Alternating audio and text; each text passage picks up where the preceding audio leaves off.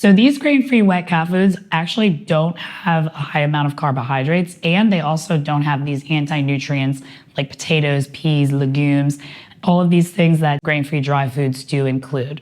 But let's review the label to show you what actually matters, because you can't really rely on these fancy label claims like grain-free and premium.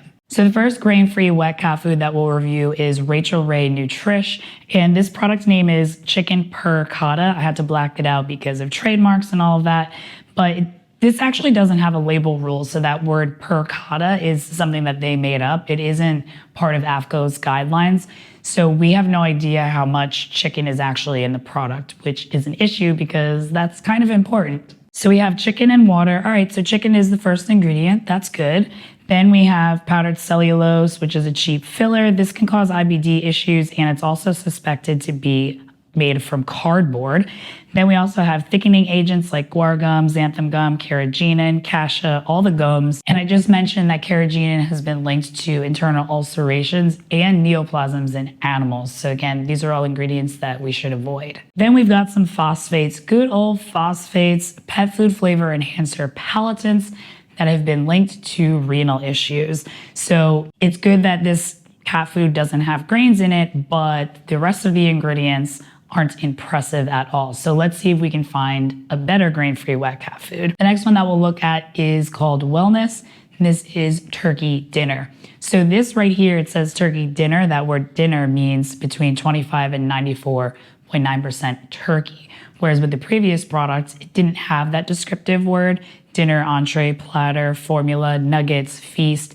Those words are on AAFCO's guidelines for that specific rule. So then we know that, okay, it's between 25 and 94.9%. And then when we look at the ingredients, we have turkey, chicken liver, chicken broth. That's a great start. So we have 2 different proteins, which is great because variety is key. However, I would say that a con here is that you would have no idea that there's also chicken in the product unless you look at the ingredients. Frankly, it's something that we should all do anyway, but if you are only relying on the front of the can where it says turkey dinner and you don't look at the ingredients, maybe your cat doesn't like chicken or has never had chicken before. These are things, that's why it's important to look at the entire label so that you understand exactly what's in the product and not just what's on the front of the label. Then we have carrots, cranberries, and flax seeds. That will definitely contribute to carbs, but when we use the guaranteed analysis, it's about 13% on a dry matter basis. Ideally, you would have less than 10, about 8 is what a mouse would provide because of the stomach contents of the prey. But 13 is definitely better than most. That's less than the average. We also have 3 gums and a lot of synthetic ingredients. This is because they're not really using that many meat ingredients. There's meat and liver and some broth, but really you need lots more muscle meat, like there's no chicken heart and there's no other secreting organs. There's also no bones. So they have to add all these synthetic supplements to make up for that difference. Give me a polydactyl thumbs up if this is helpful so far, so more cat parents that want to feed their cats better can find this video. Thank you. I personally still think that this is a step up from Rachael Ray. At least we know how much turkey is in the product. There's liver and there's broth and there aren't these polyphosphates in it. So we're getting better, but let's see if we can do better than this. So the next grain-free wet cat food we'll look at is called Raised Right, and this is chicken recipes. So that word recipe is the same product name that we looked at before, between 25 and 94.9% chicken. In the ingredients, we have chicken thigh, chicken heart, chicken liver, cod liver oil, eggshell powder. Those are the meat and animal-based ingredients. See that they're very, very specific. They don't just say chicken, they say chicken thigh.